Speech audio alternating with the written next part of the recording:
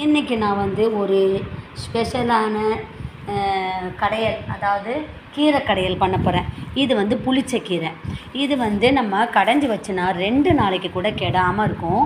இது அவ்வளோ உடம்புக்கு ரொம்ப நல்லது. இந்த செடி இது பாருங்கள், இப்படி தான் இருக்கும் புளிச்ச கீரையோட செடி. கீரை இலை எப்படி இருக்குது பாருங்கள். இதில் வந்து டார்க் பர்பிள் கலரில் இதனோட பூ இருக்கும். இது ரொம்ப டேஸ்ட்டாக இருக்கும், உடம்புக்கும் ரொம்ப நல்லது. இப்போ இதை வந்து நான் வந்து இலையை மட்டும் இந்த மாதிரி கிள்ளி எடுத்துக்கிறேன். இந்த பாருங்கள் எவ்வளோ ஃப்ரெஷ்ஷாக இருக்குது பாருங்கள். நான் இலையை மட்டும் தனியாக இந்த மாதிரி எடுத்து ஒரு தட்டில் போட்டு வச்சுக்கிடுறேன். இதை எடுத்து நல்லா வாஷ் பண்ணிக்கிடலாம். இந்த இலை மட்டும்தான் எடுக்கணும், இந்த தண்டு பகுதியெலாம் வேண்டாம். இலை மட்டும் எடுத்து வச்சுக்கிடுறேன். பஸ் இன்றைக்கி நான் ஒயிட் ரைஸ் செய்யிட்டேன்னா, இன்றைக்கி நான் வந்து என்ன பண்ண போகிறேன்னா புளிச்சக்கீரை கடையல் பண்ண போகிறேன். இப்போ புளிச்சக்கீரை எடுத்துருக்கேன், எப்படி பண்ணலான்றதை பார்ப்போம். ஃபஸ்ட்டு ஒரு கடாய் அடுப்பில் வச்சுக்கிறேன். கடாயை கழுவி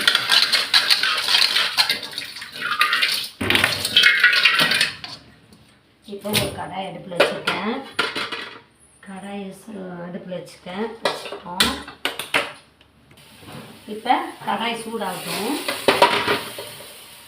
கடாய் சூடாயிடுச்சா? இப்போ எண்ணெய் ஊற்றிக்கிறேன். இந்த புளிச்சக்கீரை அவ்வளோ டேஸ்ட்டாக இருக்கும். எண்ணெய் ஊற்றிட்டு எண்ணெய் சூடாகும். நான் 5 வரமிளகா போட்டுட்டு அதையும் வறுத்துக்கிடலாம்.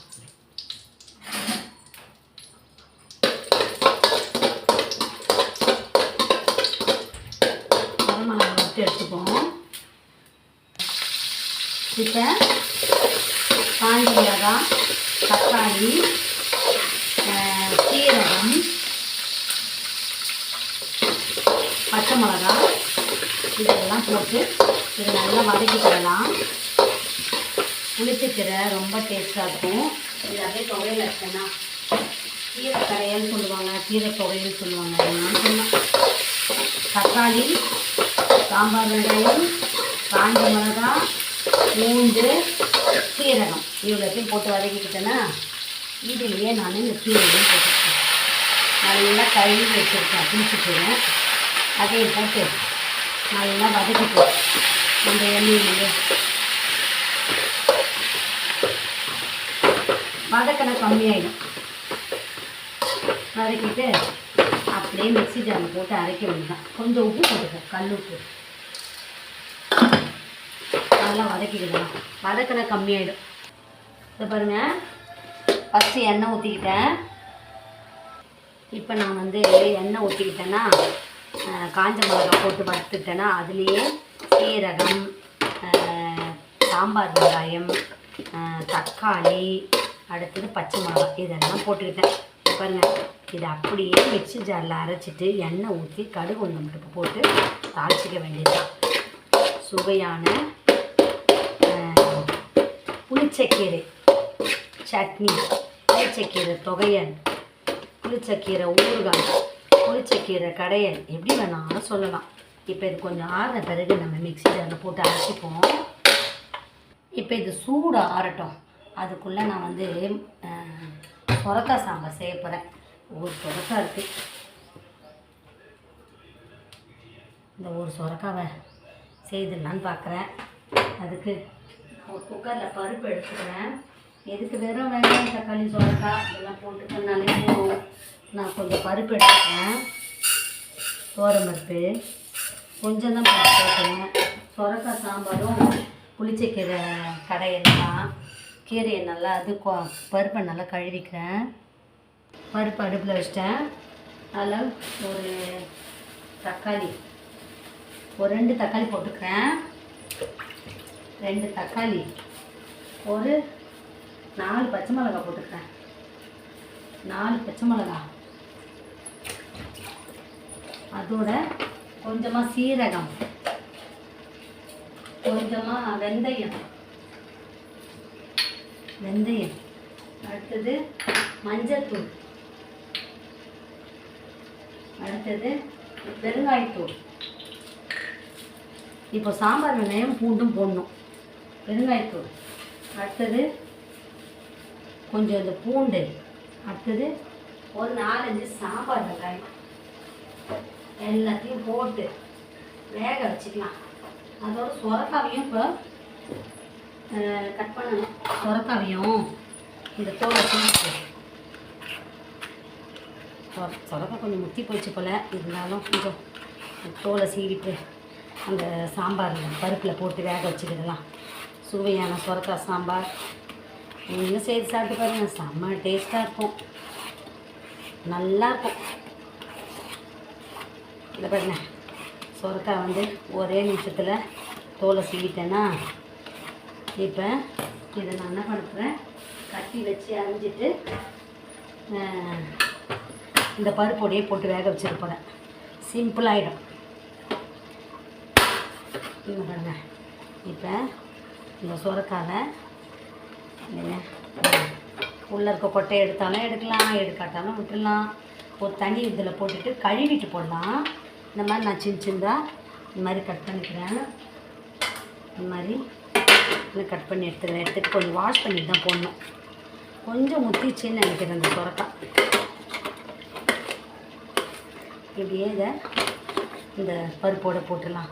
அதோட சாம்பார் வெங்காயமும் பூண்டும் போட்டேன்னா வேக வச்சு அப்படியே தாளிச்சிட வேண்டியதுதான். சுவையான சுரக்காய் சாம்பார், புளிச்சக்கீரை தொகையல். இன்றைக்கி சிம்பிளாக இதான் பண்ணிட்டேன். இது கொஞ்சம் பெருசாக இருந்தால் கூட பரவாயில்ல, வேக தானே போட போகிறோம், அதனால் ஈஸியாக வெந்துடும். அதனால்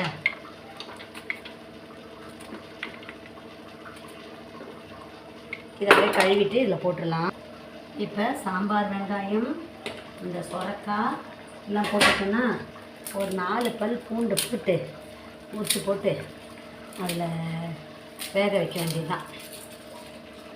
இப்போ நான் என்ன பண்ண போகிறேன், இதை மிக்ஸி ஜாரில் போட்டு ரொம்ப அரைக்க தேவையில்ல, 1 தடவை கூட அரைச்சிடலாம்.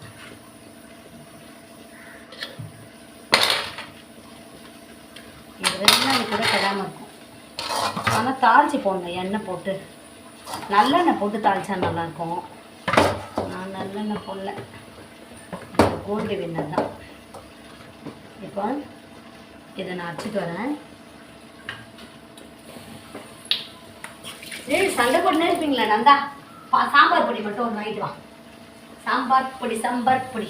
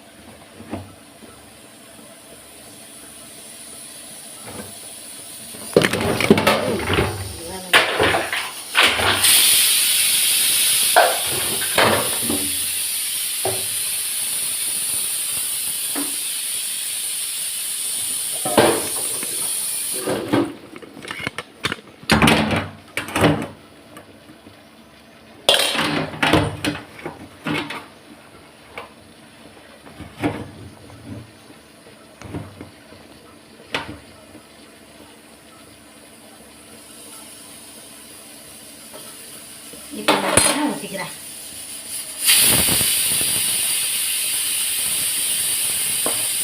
எண்ணெய் சூடாகும். சொரக்காவும் பருப்பும் வெந்துருச்சு. இனிமேல் அதை வேறு தாளிக்கணும். எண்ணெய் சூடாயிடுச்சு. கடுகு போட்டுக்கிடலாம்.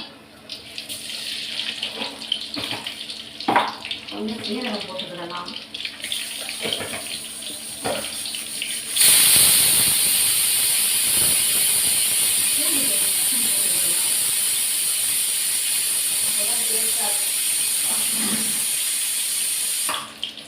பூண்டு கடுகு போட்டுச்சா கொஞ்சமாக கருவேப்பிலை. இப்போ இந்த அரிசி வச்சோம் பார்த்தீங்களா, புளிச்சிக்கீரை, அது இதில் போட்டுடுவோம். செம்ம டேஸ்ட்டாக இருக்குப்பா. இது சாப்பிட்டா அவ்வளோ நல்லது உடம்புக்கு. இது 2-3 நாள் கூட அப்படியே கிடக்கும், கிடாது. ஒரு சிலர் புளி போடுறாங்க. நான் வந்து புளி போடல, இதிலே புளிப்பாக தானே இருக்குது. அதனால் இதே அப்படியே போட்டு எண்ணெயிலே போட்டு நல்லா தாளிச்சு வச்சு இது போட்டே சுடு சாப்பாடு பண்ணி சாப்பிட்லாம். சூப்பராக இருக்கும். பாருங்க,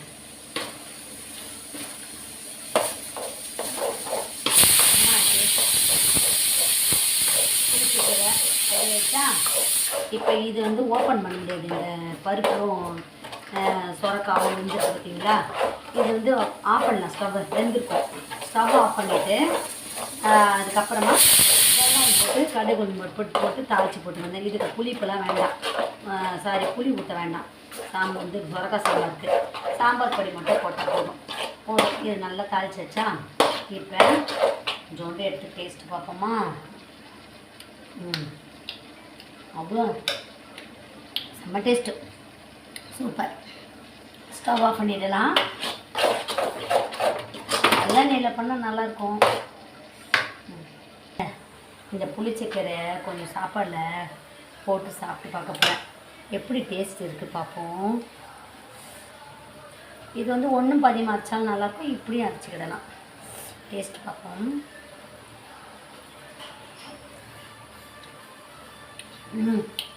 செம்ம டேஸ்ட்டு. இது மட்டுமே போதும். இதுக்கு வந்து நம்ம வத்தல் எடுத்துக்கிட்டாலே போதும்.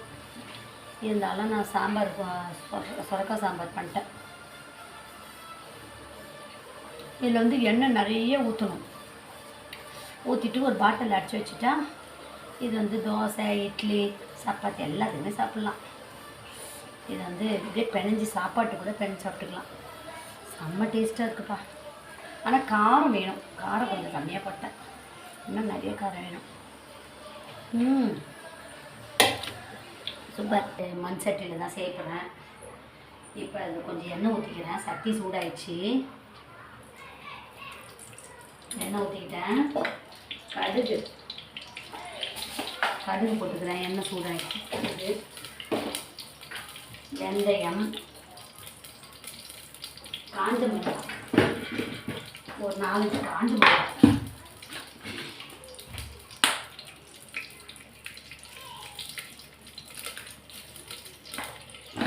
இப்போ இன்றைக்கி லஞ்சு இதுதான் எங்களுக்கு. ஒரு சிம்பிளான லஞ்ச் போட்டுக்கிட்டேன். கடுகு பொடிட்டு அதுக்குள்ளே கருவேப்பிலையை கழுவிட்டு அதையே போட்டுக்கிட்டேன். இன்னும் கிச்சன் க்ளீன் பண்ணல, எந்த வேலையும் நடக்கலை. கடுகு பொடியுது, வெங்காயம்,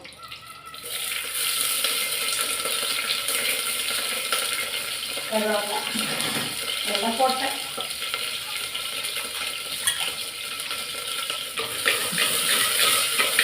கல்லுப்பு, இது புளியெலாம் ஊற்ற தேவை, அப்படியே போட வேண்டியதான். ஏன்னா புளிச்சக்கீரை வேறு சேர்த்துருக்கேன்னா சாம்பாருக்கு எப்பவுமே நான் புளி ஊற்ற மாட்டேன். சொரக்காய் சாம்பாருக்கு இது கொஞ்சம் வதக்கும், கொஞ்சம் ப்ரௌன் கலரில் வச்சோம். அதுக்குள்ளே பருப்பை கரைஞ்சிடலாமா. நல்லா வெந்திருக்கு பருப்பு. இது அப்படியே மசிச்சிட வேண்டியது, அப்படியே கலந்து வச்சு. ஏன்னா தக்காளி வேறு போட்டிருக்கேன், அப்படியே மசிச்சிட வேண்டியதுதான்.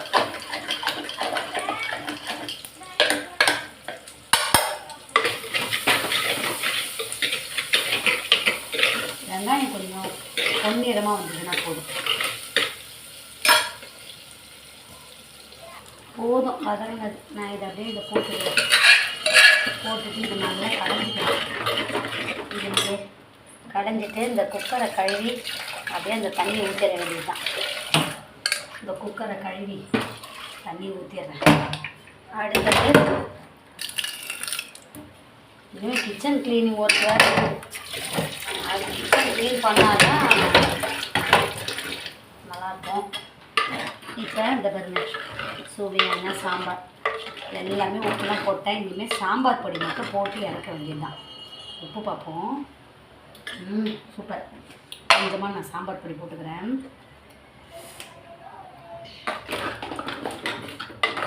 செம்ம டேஸ்டான ஹோட்டல் சாம்பார். இப்போ இதுக்கு புளிச்சக்கீரை.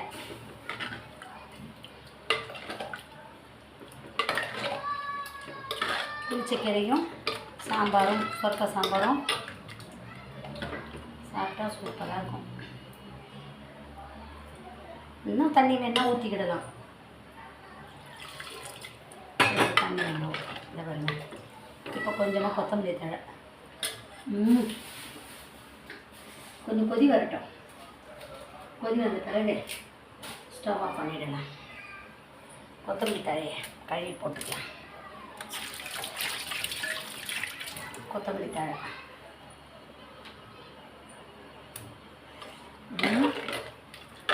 சுவையான சாம்பார் தயாராகிடுச்சு. நீங்களும் அந்த மாதிரி செய்து சாப்பிட்டு பாருங்கள். சமக்காரம் கொஞ்சம் தண்ணி ஊற்றிடலாம். ஓகே, சாம்பார் தயார். உங்களுக்கு இந்த சாம்பார் புளிச்சக்கீரை துவையல் இதெல்லாம் பிடிச்சதுன்னா சேனலை லைக் பண்ணுங்கள், ஷேர் பண்ணுங்கள், சப்ஸ்கிரைப் பண்ணுங்கள்.